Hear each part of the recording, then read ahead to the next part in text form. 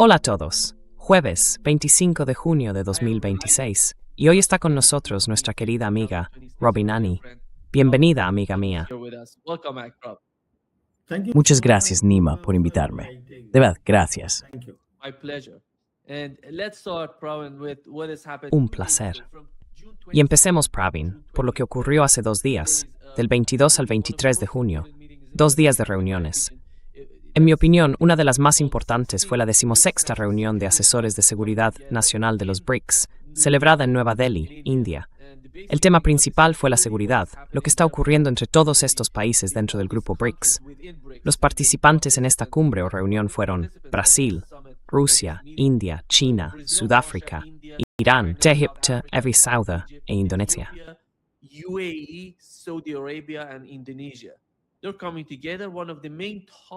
Se están uniendo. Uno de los temas principales que se va a tratar es la situación en Oriente Medio y cómo los países del BRICS pueden integrar todos esos nuevos cambios que están apareciendo en el panorama. ¿Y qué podemos aprender desde el punto de vista de la India y de los cambios que están ocurriendo allí? Tal vez el BRICS tenga algún tipo de solución para las dificultades que afrontamos tanto en Ucrania como en Oriente Medio. Y quizá, de Marmoxi, con China, ¿cuál pues está pasando?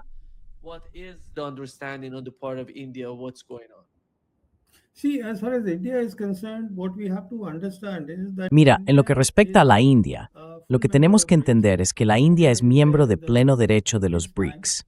Forma parte del Banco de los BRICS, es decir, del nuevo Banco de Desarrollo. Pero además, la India tiene mucho interés en ser vista como parte del G7 y mantiene lazos muy estrechos tanto con Estados Unidos como con Israel. Así que, en lo que se refiere a la India, yo diría que hay una frase que seguro todos recuerdan sobre este país, algo que dijo Marco Rubio hace unos meses. Fue durante la audiencia en el Congreso con el embajador estadounidense en la India, Eric Garcetti. En ese momento, Rubio comentó que la India básicamente dentro de los BRICS siempre está de nuestro lado, que en los temas importantes apoya nuestra posición. Y claro, esa no es una declaración muy conveniente para que los estadounidenses la hagan en público.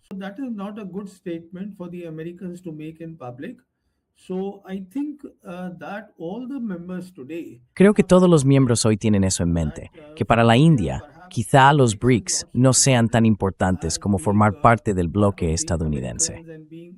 Y ahora, bueno, también estamos viendo una posibilidad. Te sorprenderá, porque en la India tenemos una organización llamada RSS, que es, digamos, el cuerpo ideológico del gobierno actual, el que proporciona la ideología al BJP, el RSS.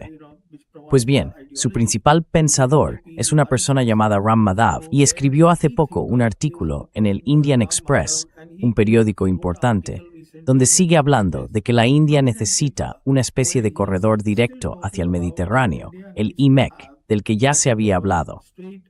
Él dice que la India debería orientar su política exterior básicamente hacia esa dirección, hacia los países de la Unión Europea, porque además ya hemos firmado el acuerdo de libre comercio con ellos.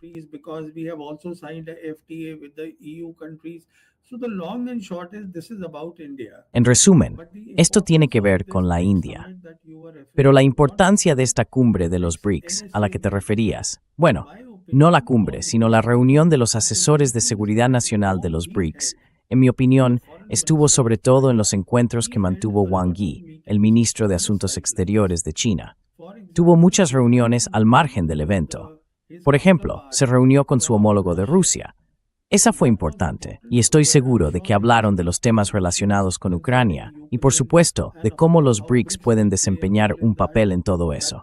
Eso estuvo ahí. Luego tuvo otra reunión importante con el secretario general del Consejo de Seguridad Nacional de los Emiratos Árabes Unidos.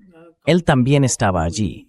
Y una vez más, hablaron, y según el comunicado de prensa que difundieron los chinos, se destacó la necesidad de reforzar el marco regional en Asia Occidental. Se ve el marco que está empezando a formarse.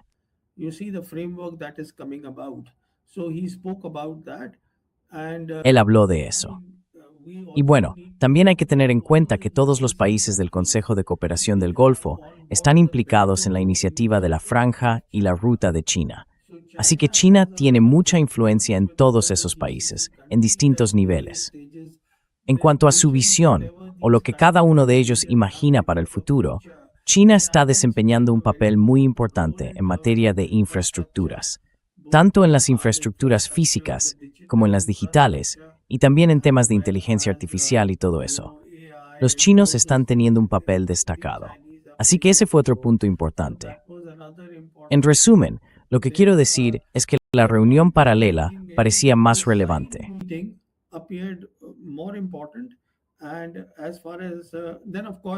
Y en cuanto a eso, por supuesto, tuvo una reunión cara a cara con el asesor de seguridad nacional de la India.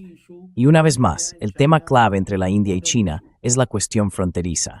Así que de nuevo, esta es una frase que los chinos repiten con frecuencia, pero que es muy importante, que tiene peso. Una vez más, Wang Yi dijo que India y China deberían ser socios, no competidores. Pero la India quiere que se la vea compitiendo con China. Así que sí, este es uno de los problemas que tenemos con los chinos. Y en resumen, tuvo importante.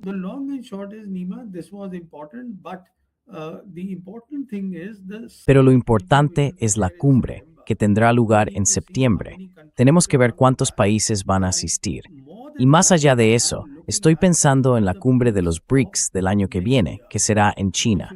Esa será una reunión muy importante, tan importante como la cumbre de los BRICS de 2024 que se celebró en Kazán, en Rusia, porque son esos dos países los que están detrás de los BRICS. Y los BRICS son hoy la institución más importante del nuevo orden mundial del que estamos hablando. Y por supuesto, Brasil es un miembro muy importante de ese grupo, no hay ninguna duda. Así que en conjunto esa es la situación. Así es como yo lo interpreto.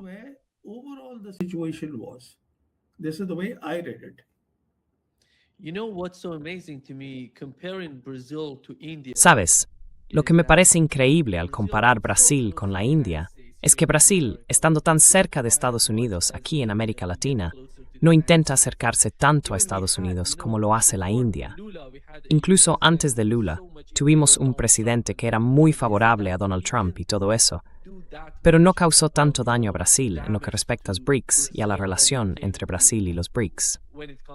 Verás, aquí en Brasil tenemos dos partidos políticos que se enfrentan entre sí, pero ambos entienden y valoran la importancia de los BRICS y el futuro de los BRICS para Brasil, porque ven lo que ha pasado en Cuba, por ejemplo, en Venezuela, y esa es la realidad de América Latina.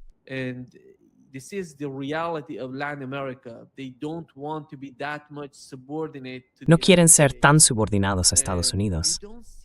Y eso no se ve en la India. Da la impresión de que sienten, porque mi preocupación con la India es que, en mi opinión, todo el mundo quiere que la India sea un gran país. Porque al fin y al cabo, fueron una colonia del Imperio Británico, y el sufrimiento que vivió la India fue algo muy importante en la historia de su pueblo. Pero cuando hablamos de estas guerras por delegación, si te acercas demasiado a Estados Unidos, entonces pasas a formar parte de esa guerra indirecta, por ejemplo, contra China. Y eso puede ser muy perjudicial para la India si quiere prosperar a largo plazo.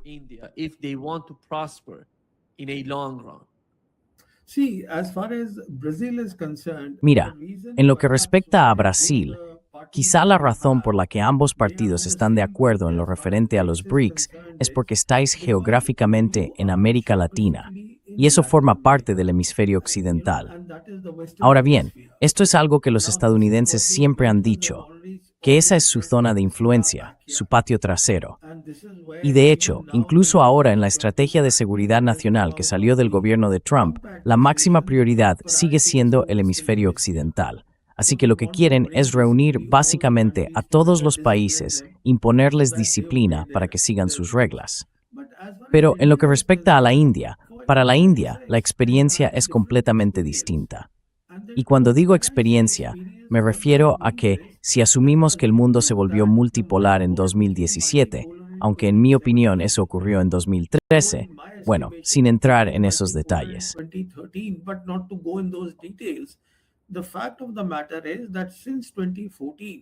La realidad es que desde 2014, el gobierno de Modi, liderado por el BJP, está en el poder en la India. Y antes de eso, cuando el mundo no era multipolar, la geopolítica global era básicamente transatlántica. Es decir, ahí estaba el poder, ahí estaba la riqueza, y ahí se daban las disputas. La India estaba en los márgenes. Ahora la India se ha situado justo en el centro de donde ocurren esas disputas, porque están teniendo lugar en el continente euroasiático y en la región Asia-Pacífico. Así que es ahí donde está pasando todo. Hoy la India, a diferencia de Brasil, que no tuvo más remedio que mirar muy de cerca a los BRICS, se encuentra en otra posición. Y además, hay que recordar otra diferencia importante. Brasil se unió a los BRICS mucho más tarde.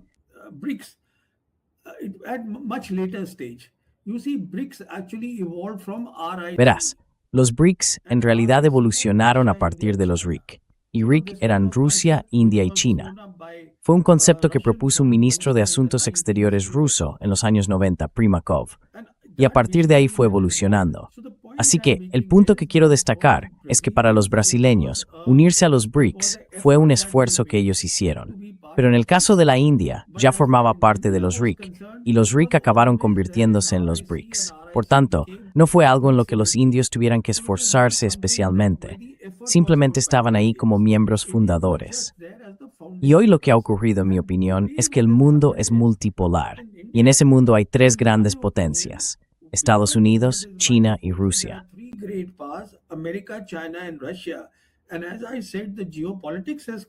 Y como dije, la geopolítica ha llegado a Eurasia y ha llegado también a esta región. Necesitamos que la India, en su política exterior, esté completamente, de forma decidida, con los BRICS. Pero por la razón que sea, el gobierno de la India, en su sabiduría, ha llegado a la conclusión de que quiere estar cerca de Estados Unidos y quiere estar cerca de Israel, quiere estar cerca de los europeos occidentales y de la Unión Europea. Por eso Ram Madhav habla de esta nueva forma de pensar, de que lo indo-mediterráneo será la nueva idea y que lo indo-atlántico podría ser la orientación de la India en el siglo XXI. Él habla de todo eso. Así que, Nima, la situación de los dos países es muy distinta si miras, por ejemplo, a Brasil y a la India, ¿verdad?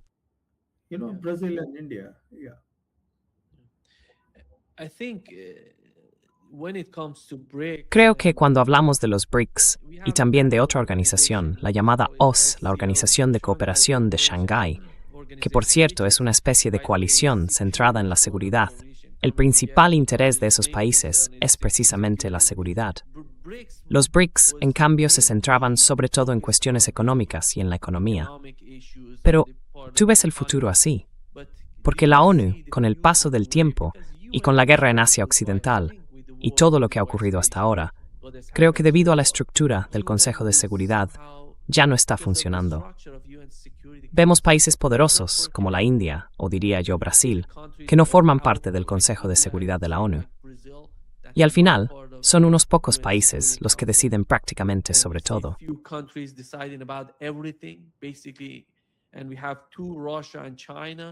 Y tenemos a dos, Rusia y China, en la parte de Eurasia que cubre el grupo BRICS. Y tenemos a tres países de Occidente.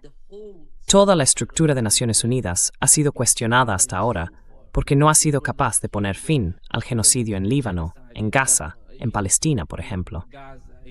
Uno de los temas principales de ayer fueron los informes de la ONU que muestran lo que está ocurriendo en Palestina, y parece que nadie tiene ningún tipo de poder para poner fin a esta guerra.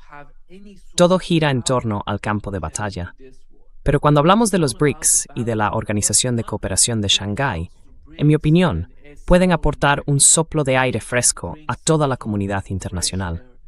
Y ves el momento en que ambas partes decidan algo sobre qué pasa con las preocupaciones de seguridad en otras partes del mundo.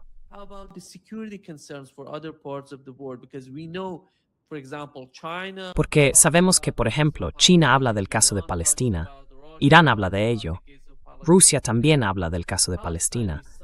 Por ejemplo, Palestina es, de alguna manera, el tema principal, ¿sabes? Porque la gente en Palestina no tiene poder militar, no tienen ningún tipo de... Básicamente, son civiles siendo atacados por Israel. Eso es una gran prueba para las Naciones Unidas, pero han fracasado a la hora de ofrecer algún tipo de solución. Por eso necesitamos a los BRICS. Necesitamos a la OCDE, necesitamos una nueva solución para lo que está ocurriendo en el mundo. ¿Crees que con el tiempo estas dos instituciones van a unirse? ¿Van a definir una nueva forma de seguridad para la región?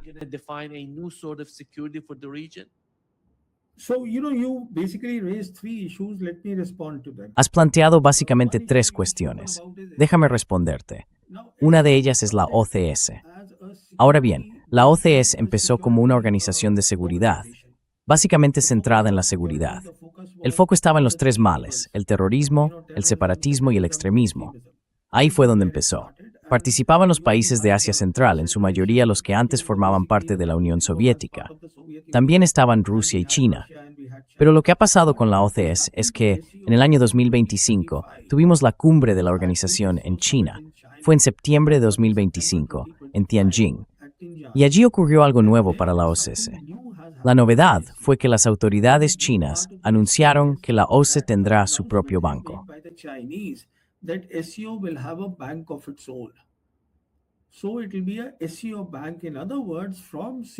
Así que será un banco de la OCE. Es decir, que además de centrarse en la seguridad, ahora también están pasando al desarrollo. Lo que quiero decir es que, en mi opinión, la OCE hoy está mirando hacia el continente euroasiático, excluyendo a Europa Occidental. En cambio, los BRICS son globales. Pero los BRICS, una vez más, como surgieron del BRIC, y según los rusos que concibieron esa idea del BRIC, ellos solo pensaban en la geopolítica, porque Primakov, en aquel momento, a finales de los 90, intentaba crear un contrapeso en el este frente a Estados Unidos en el oeste. Así que pensó en tres países con mucha población, y pensó en Rusia misma y en dos países muy poblados, China e India.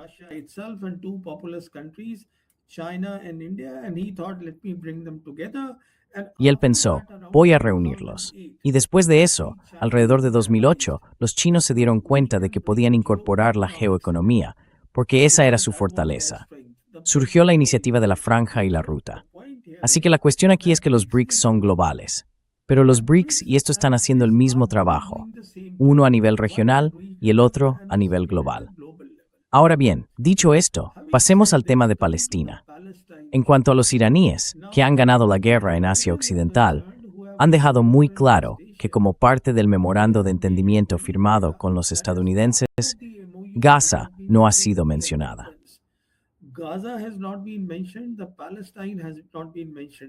Palestina no se ha mencionado ahí. Pero creo que incluso el profesor Marandi, le escuché en una entrevista o en otro sitio, hablaba de lo importante que es la cuestión palestina. Y es importante, en mi opinión, porque cuando el memorando de entendimiento se convierta en el acuerdo definitivo, y creo que así será, puede que no ocurra en 60 o 90 días, pero acabará ocurriendo más pronto que tarde. Y por una razón muy sencilla, el presidente Trump quiere salir de esta guerra. Tiene otras prioridades. Esta no es su guerra. Y por supuesto, los estadounidenses pagarán un precio muy alto.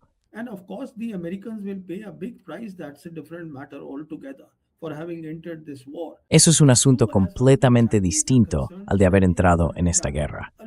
En cuanto a los chinos, ellos ya han hecho muchos deberes.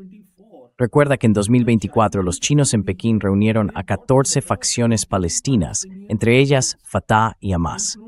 ¿Por qué? Porque estaban estudiando una estructura de autogobierno palestino. Y han repetido una y otra vez que es necesario avanzar hacia una solución de dos estados, que hay que volver a las fronteras de 1967 y que Jerusalén Este debe convertirse en la capital del Estado palestino. Y en lo que respecta a los iraníes, ellos lo tienen clarísimo.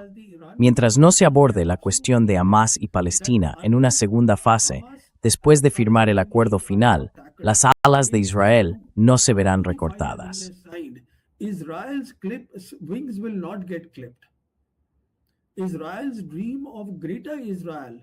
El sueño de Israel del Gran Israel no terminará con la firma del acuerdo final. Solo acabará cuando se resuelva la cuestión palestina. Ahora bien, la pregunta es, ¿por qué tengo tanta esperanza en que este asunto se resolverá? La esperanza que tengo viene de que este problema no se resolvió antes porque el mundo era bipolar. Luego el mundo se volvió unipolar y ahora es multipolar, con tres grandes potencias. Ya no hay una sola gran potencia, Estados Unidos, hay dos más. Y ahora estamos viendo en Asia Occidental un marco regional para los problemas de la región, donde todos los países de la zona se han unido. Y todos los países de la región lo entienden, incluido el país de fuera, que ahora tiene un papel regional, que es Pakistán.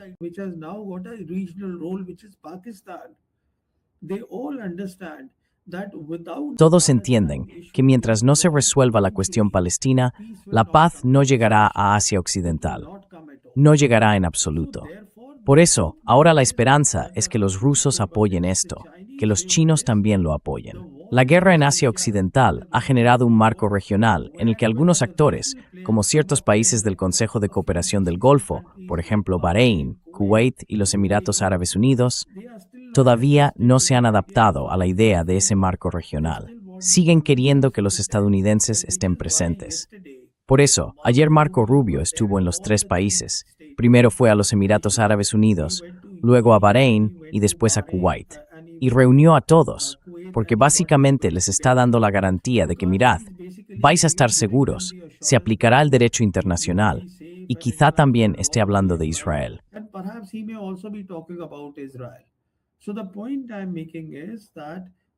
Lo que quiero decir es que veo una gran esperanza y la posibilidad de que Irán logre algo realmente importante. Y ahí es donde entra en juego el nuevo orden mundial. La cuestión palestina tiene una gran posibilidad de resolverse dentro de ese nuevo orden mundial.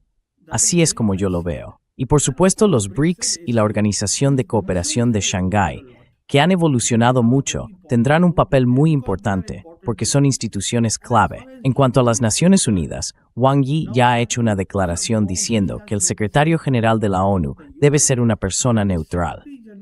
Pero eso, por sí solo, no reformará la ONU, porque todas las instituciones que se crearon, las instituciones de Bretton Woods, el Fondo Monetario Internacional, el Banco Mundial, todas ellas necesitarán ser reformadas.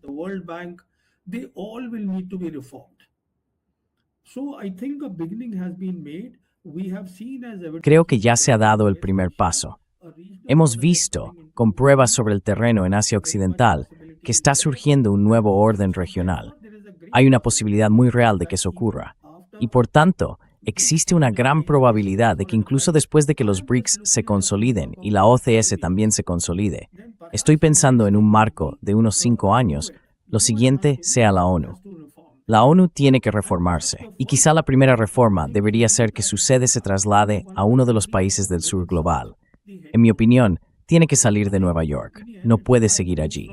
En el fondo, estamos viendo lo que Xi Jinping llama un cambio que ocurre una vez por siglo.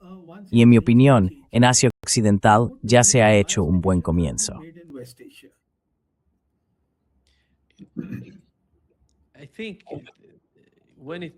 Creo que, cuando se trata de Europa, la situación es un poco complicada.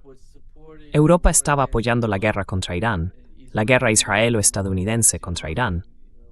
La canciller alemana, antes de que empezara la guerra, después de la primera ronda, que fue el ataque israelí en junio de 2025, dijo, están haciendo el trabajo sucio por nosotros contra Irán. Luego vino la segunda ronda de la guerra, con Israel y Estados Unidos uniéndose para atacar a Irán. Al principio, apoyaron la guerra, pero después, cuando vieron lo que estaba ocurriendo, dijeron, no vamos a formar parte de esto, porque Donald Trump, de alguna manera, les estaba pidiendo que abrieran ese radar para Estados Unidos. Y ellos respondieron, no vamos a participar en eso.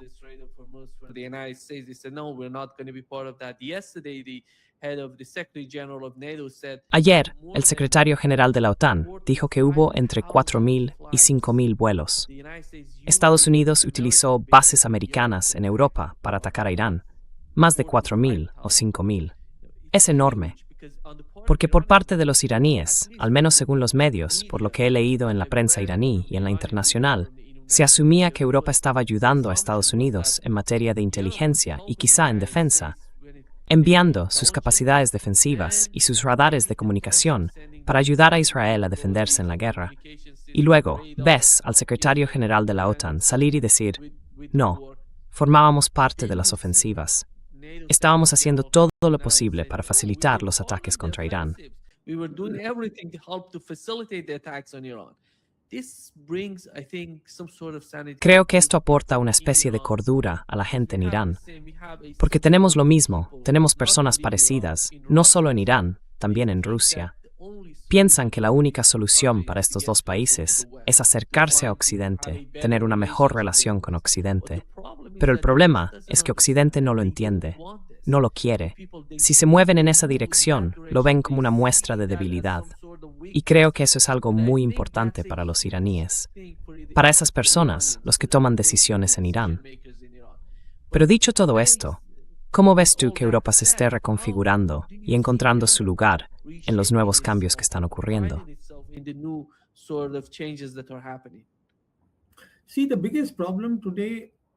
Mire, el mayor problema hoy en Europa, en mi opinión, es la supervivencia de la OTAN. Para ellos, eso es esencial. Y este será uno de los temas clave que se tratarán en Ankara, donde está previsto que se celebre la cumbre de la OTAN los días 6 y 7 de julio. Y es en ese contexto en el que el secretario general de la OTAN, Mark Rutte, habló con el presidente Trump.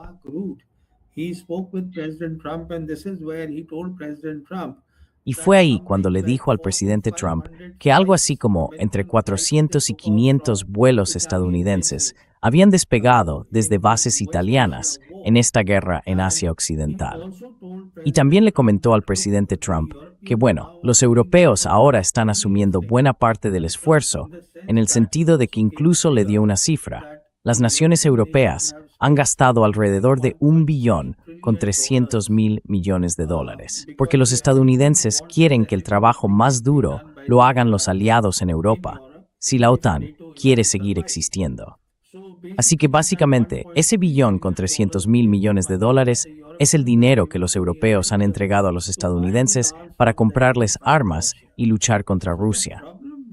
El problema de la Unión Europea y de los europeos, sobre todo de los países de Europa Occidental, es que no parecen entender que Rusia tiene un territorio enorme, que cuenta con muchísimos recursos propios, y que en realidad Rusia no tiene ningún motivo para ir a invadir Europa del Este o cualquier otro país.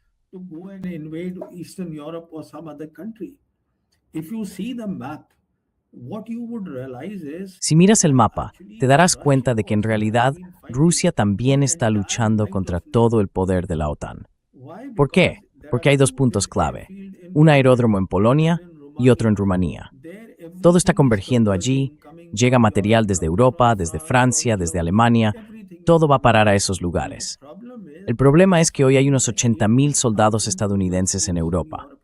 No quieren que esas tropas se retiren, en lugar de centrarse en el concepto de seguridad colectiva. Y fíjate, la seguridad colectiva es la base del nuevo orden mundial, algo que ahora los iraníes, junto con sus aliados regionales y Pakistán, están considerando en Asia Occidental.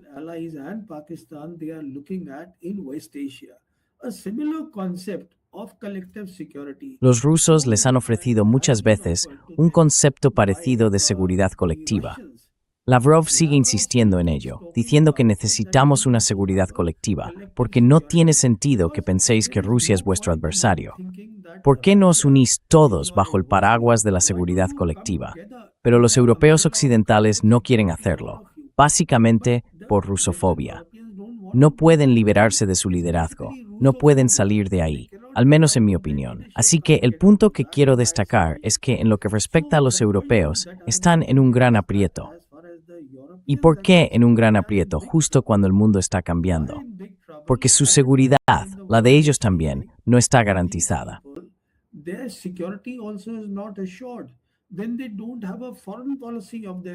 Entonces, no tienen una política exterior propia.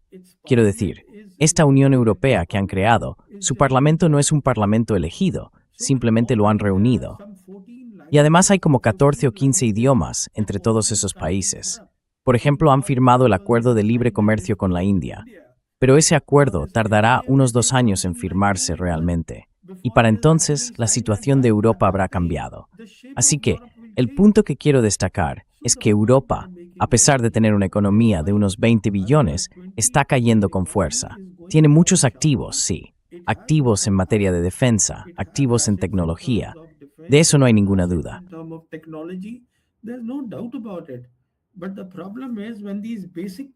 Pero el problema es que, cuando esas cosas básicas no se resuelven, si no eres capaz de hacerlo, entonces obviamente estás en un gran aprieto.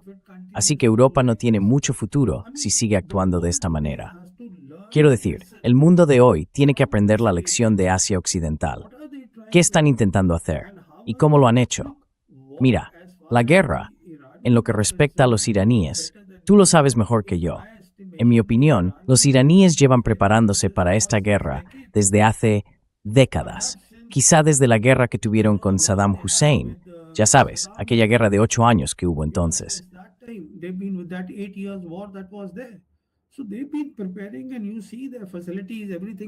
Así que han estado preparándose, y si ves sus instalaciones, todo está bajo tierra. Su capacidad de producción, sus drones, todo está bajo tierra. Y de forma bastante sensata, han ido construyendo relaciones con Rusia, también con los chinos. Por eso en el año 2026, lo que ocurrió fue que, y creo que es una de las lecciones que los iraníes aprendieron de la guerra de 12 días, hicieron un cambio del sistema GPS al sistema Bow de los chinos. Y Beidou es un sistema muy potente. Funciona en dos niveles. Por un lado está la constelación de satélites Beidou, y además hay satélites de aumento Jagon, que operan básicamente en órbita terrestre baja.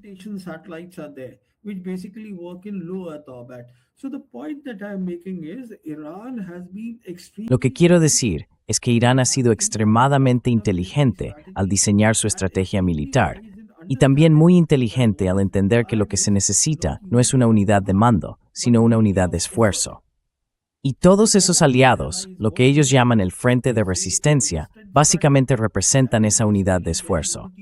Todos esos países, ya sabes, Hezbollah y otros, son fundamentales para su defensa, así que no hay manera de que puedan dejar de lado a esos países. Lo que estoy diciendo es que Irán ha hecho algo que mucha gente no esperaba en absoluto. Y ahora los europeos, ya que estamos hablando de ellos, en mi opinión, su gran preocupación es la cumbre de la OTAN, que se celebrará en Ankara y que será muy, muy importante.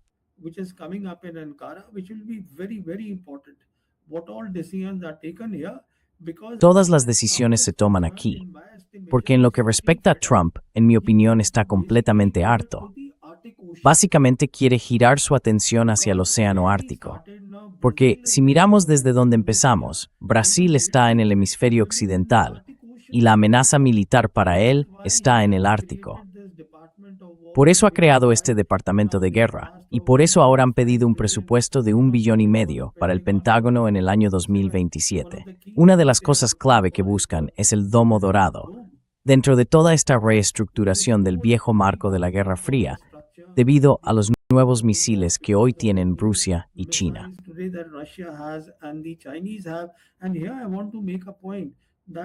Y aquí quiero dejar claro algo. Los iraníes son un pueblo extremadamente inteligente, que entendió que cuando tienes un adversario que está a más de 1,000 kilómetros de distancia, como Israel, lo que necesitas son misiles. Necesitas superioridad en misiles, no superioridad aérea. Porque para tener superioridad aérea, también necesitas aviones cisterna y muchas otras cosas. Y para un país que ha estado bajo enormes sanciones desde 1979, han gastado su dinero con muchísima prudencia. De hecho, mi reconocimiento para todos los iraníes, al menos en lo que a mí respecta. Les tengo mucha admiración y respeto.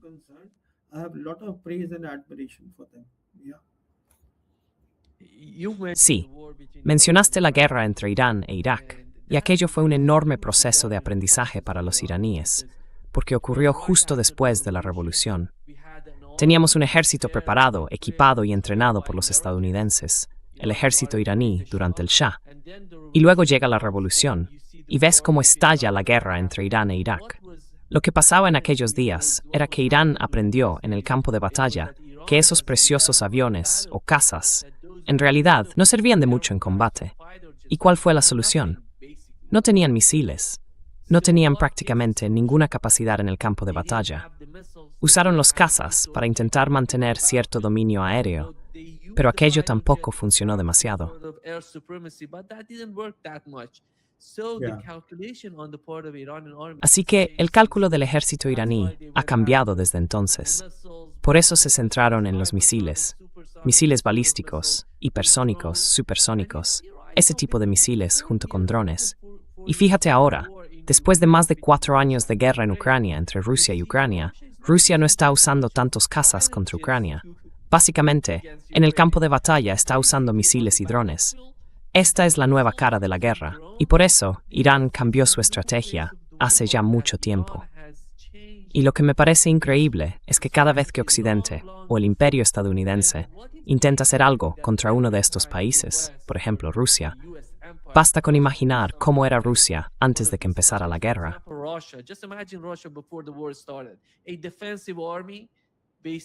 Un ejército defensivo se centra sobre todo en la región, en el territorio.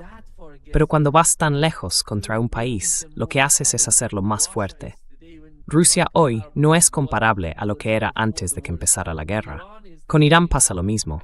Creo que la guerra contra Irán está trayendo nuevas experiencias para los iraníes, porque ya tuvieron la guerra entre Irán e Irak. Entonces no se trataba de los cazas iraquíes entrando en Irán. Pero lo que Estados Unidos ha aportado recientemente a la guerra que Irán está viendo ahora, los cazas están llegando. ¿Cuál es la solución para eso?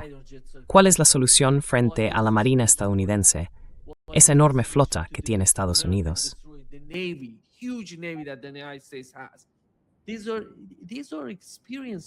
Estas son experiencias que el ejército tiene en Irán, el cuerpo de la Guardia Revolucionaria Islámica, junto con todo el poder militar del país. Creo que, si miramos la situación y cómo han cambiado las cosas, el punto importante sobre Rusia e Irán no es que sean más capaces o más poderosos para atacar a otros países, sino que ahora pueden defenderse mucho mejor que antes de que empezara la guerra. Ese es el gran punto. Y no van a actuar como Estados Unidos, yendo contra otros países para derrotarlos o conquistarlos, porque todo su planteamiento es defensivo. Por eso creo que Estados Unidos fue derrotado en Asia Occidental y también fue derrotado en Ucrania.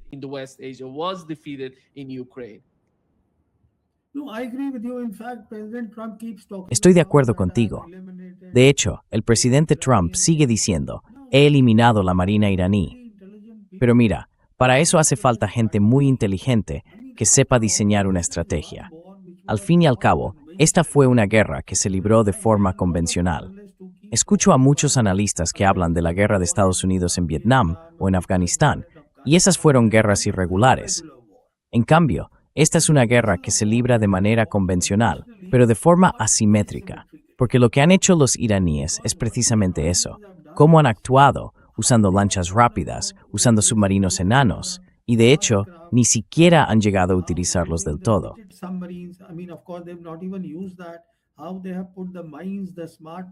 ¿Cómo han colocado las minas inteligentes, las minas estándar? ¿Cómo han utilizado todo eso? ¿Y cómo se han dado cuenta de que el centro de gravedad de la guerra es el Golfo Pérsico? Si controlas el Golfo Pérsico, lo controlas todo. Controlas el Golfo, controlas la economía global. Y fíjate, los estadounidenses, dirigidos por el presidente Trump, han caído tontamente en la trampa. Pero bueno, el caso es que en lo que respecta a Rusia, una de las cosas que hago es que tenemos una revista. Así que he estado yendo a muchos de sus festivales aéreos. Y de hecho, todo el mérito es para el presidente Putin por cómo ha fortalecido el ejército ruso a lo largo de los años. Es impresionante, no hay duda de ello.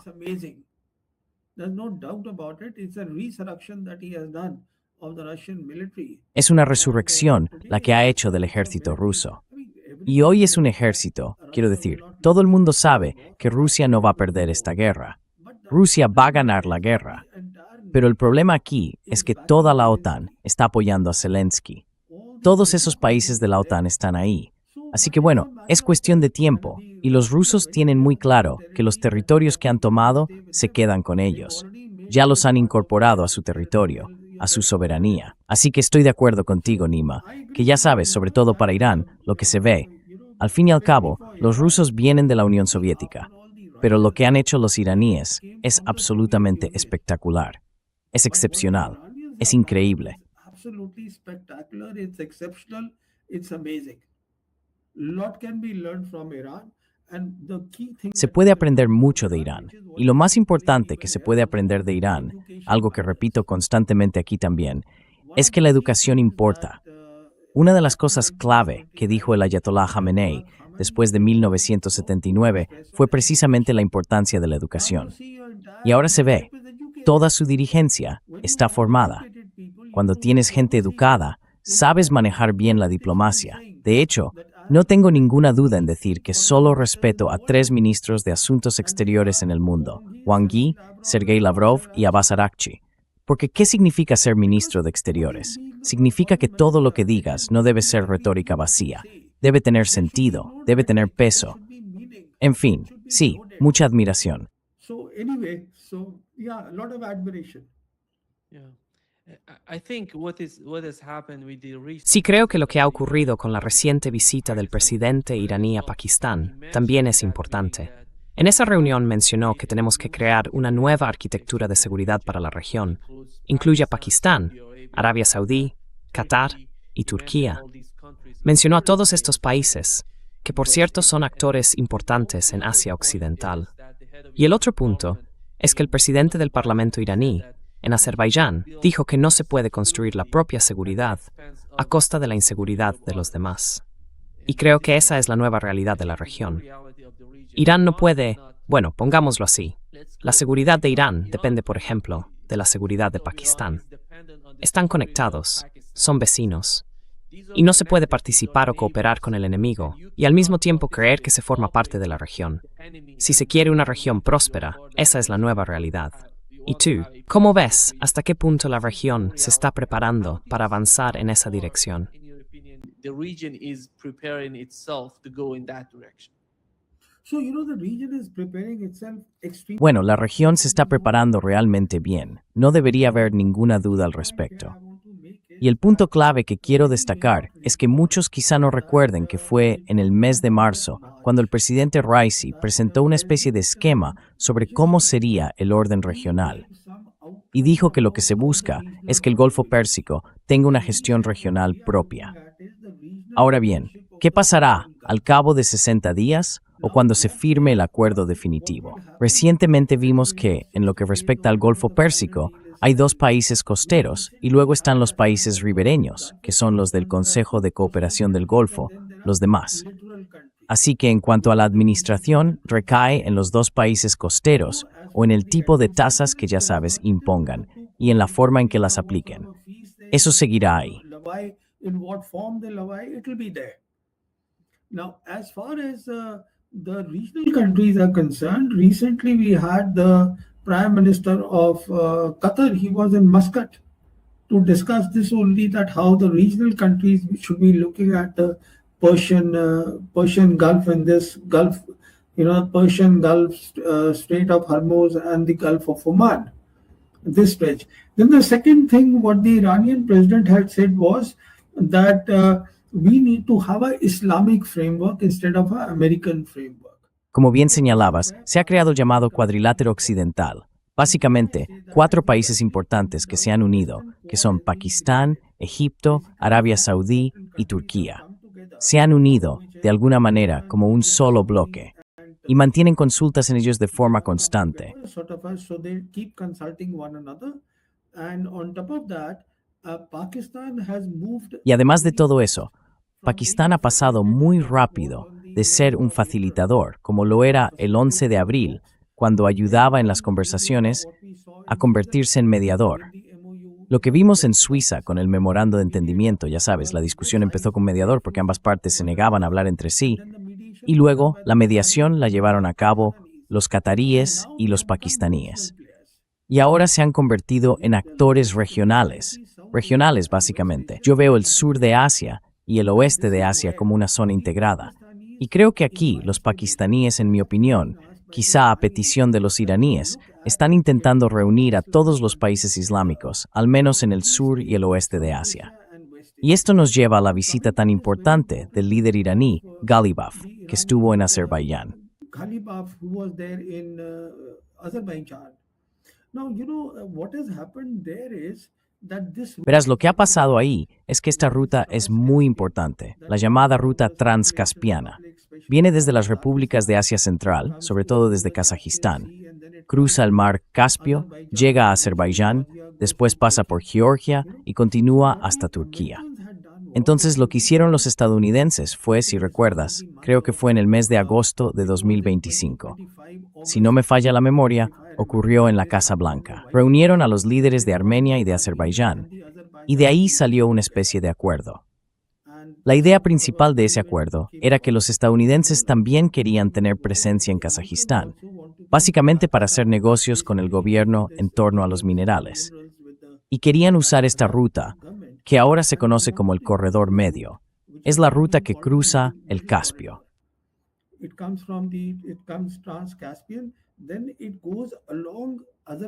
Luego pasa por Azerbaiyán, Armenia y después llega a Turquía.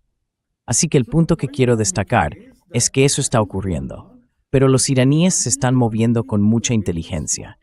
No solo están construyendo un orden regional basado en el consenso, también están intentando reunir a todos en Asia Occidental. Además, se están asegurando de que los buenos lazos con los azerbaiyanos se fortalezcan aún más, porque al final todo esto acabará integrándose. Las repúblicas de Asia Central, Asia Occidental y Asia del Sur.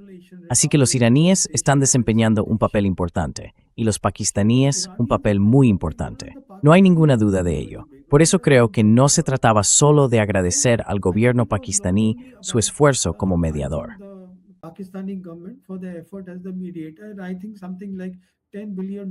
Y creo que se firmaron acuerdos por un valor de unos $10,000 millones en comercio entre Irán y Pakistán. Pero me da la impresión de que los pakistaníes habrían hablado de asumir un papel un poco más amplio, intentando al menos reunir a los países de la OSI, los 57 países de esta región.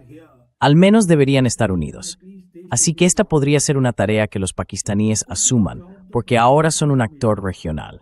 Así que sí, así es como se presentan los equipos, y parecen bastante optimistas. Y una de las cosas clave que se volvió a mencionar fue que no habrá más bases militares extranjeras en Asia Occidental. Y eso es justo lo que estamos viendo que ocurre. Y además, el comercio se hará en moneda local.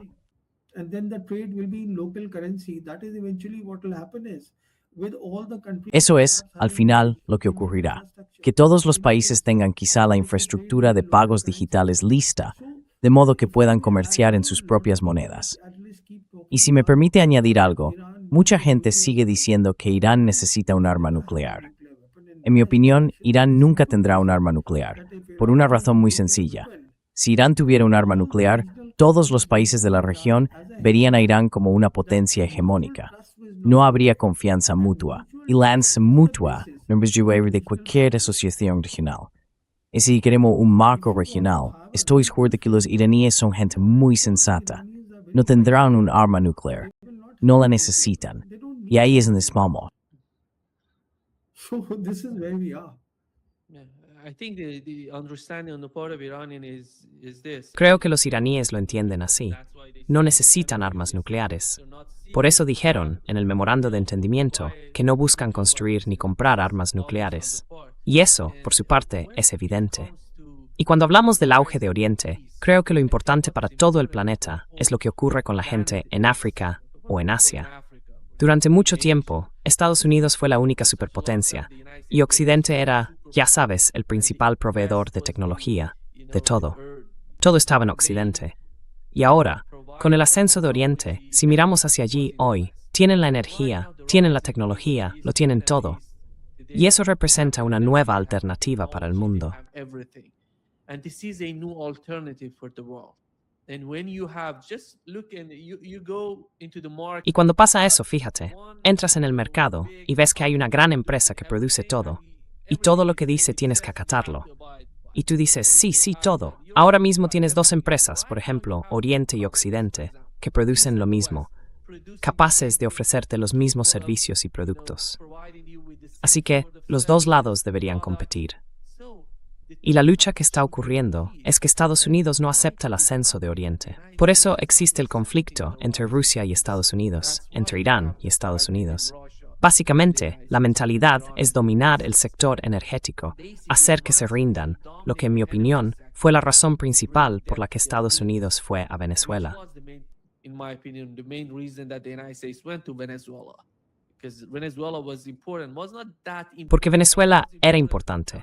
Bueno, no era tan importante. ¿Qué era lo importante para China? China forma parte de Oriente. Cuando hablamos de Oriente, China es una parte enorme de ese Oriente del que estamos hablando. Así que básicamente creo que con el tiempo vamos a darnos cuenta de que Oriente y Occidente están de alguna manera compitiendo entre sí. Y dime, ¿crees que eso se va a percibir así? Porque cuando uno se centra tanto en un asunto regional, deja de ver el panorama general, lo que realmente está ocurriendo, y cómo eso puede influir enormemente, por ejemplo, en los pueblos de África o en la gente de aquí, en América Latina. Al fin y al cabo son cambios enormes. These are huge changes, after all. So you see, what's happening is that as far as African Verás, continent is concerned, lo que está ocurriendo es que en lo que respecta al continente africano, que tiene unos 54 países, 53 de ellos participan en la iniciativa de la Franja y la Ruta. Y el ministro de Asuntos Exteriores chino, cada vez que hay un nuevo ministro en China, lo primero que hace es ir a África. Lo que pasa es que todo este concepto de la iniciativa de la Franja y la Ruta tiene algunos inconvenientes, pero en general es algo muy positivo para estos países en desarrollo. De hecho, me atrevería a decir que cuando hoy hablamos del sur global, una expresión que se ha usado desde hace mucho tiempo, ahora podemos identificarlo claramente con los países de la Franja y la Ruta, que en esencia son los países del sur global. Ese es el sur global. basically they are in the global south countries. That is global south. So the new world order that we are talking about today, which has been conceptualized, the vision has been created by Xi Jinping and Putin. This was done as early as March 2013. Now it has become a reality in West Asia after the war and thanks to Iran. And in this new vision, what's happening is that the majority of these global south countries, global south is nearly 80% of the world population, they are getting attracted towards. And as part of the Belt and Road Initiative, as you are aware, it also has the second part, which is the Digital Silk Road. And that is about hardware and software connectivity. Now, hardware connectivity already has gone to so many countries which are availing the facilities like in Iran. Idea pelos quales marines is a firu opsnum matn kenthshore, at the sintuis embrot penisnes. That the Chinese are laying in so many countries. So the Chinese concept basically is that now. Así que, básicamente, el concepto chino es que ahora la inteligencia artificial y las tecnologías de la cuarta revolución industrial, si miras su 15º plan quinquenal, que va de 2026 a 2030, tienen un gran protagonismo en las industrias. A eso lo llaman las nuevas fuerzas productivas. El punto aquí es que en lo que respecta a la inteligencia artificial y sus aplicaciones, los chinos están por delante de los estadounidenses, muy por delante. Así que van a aprovechar toda esta inteligencia artificial para lograr una mayor productividad, lo que ellos llaman la conectividad del ciberespacio de software con los países de la iniciativa de la Franja y la Ruta. Connectivity to these Belt and Road Initiative countries. So all this talk that the Americans are doing of a Todo este discurso de los estadounidenses sobre la competencia con China, que básicamente gira en torno a la tecnología, se debe a que la tecnología está impulsando la geopolítica. La tecnología te da poder económico y también poder militar. Es la base, el elemento que sostiene el poder y la riqueza, la tecnología. Así que, aunque en Estados Unidos se están produciendo innovaciones, lo que los chinos están haciendo muy bien es aplicar y comercializar esas innovaciones. Son excelentes en eso. Y eso es lo que está ocurriendo. Mi punto es que el mundo está cambiando tan rápido que muchos de nosotros ni siquiera nos damos cuenta de lo que está pasando. so fast that so many of us are not even realizing what's happening. And I come back to, we started talking about BRICS. Y vuelvo al tema. Empezamos hablando de los BRICS. Y sé que cuando me preguntaste por los BRICS, mencionaste esa reunión del Consejo de Seguridad Nacional que tuvo lugar. Si mi gobierno entendiera todo esto, quizá deberíamos normalizar las relaciones con China, porque podríamos obtener mucho de ello. Y también deberíamos empezar a dialogar con Pakistán. Tenemos que hacerlo porque necesitamos esa conexión con Pakistán y además compartimos una civilización con ellos. Así que, mientras el gobierno de la India no entienda que la paz es esencial para el desarrollo, no podremos avanzar. Primero, hay que encontrar una solución y después resolver las dos líneas militares que tenemos con Pakistán y con China. Solo entonces podremos desarrollarnos juntos. Todos se desarrollan, todos prosperan, y hay muchísima gente en esta parte del mundo, sobre todo en la India y en Pakistán, que vive en la pobreza. Así que sí, así es como están las cosas. Pero soy muy optimista con respecto a cómo se están desarrollando los acontecimientos. I'm very optimistic about how things are shaping up. Yeah. I think comparing to Creo que, si lo comparamos con hace 5 años, solo hay que imaginar cómo ha cambiado el mundo desde entonces. Es increíble. Estoy completamente de acuerdo contigo. the history is happening. Vad Sotuj has rindan ante nuestros ojos. Gracias. Thank you. Gracias por mi más por umaras darisas como siempre. Great pleasure as always. Gracias, Nima, por invitarme. Muchas gracias. Adiós. See you soon. Bye-bye. See you. Bye-bye. Bye bye.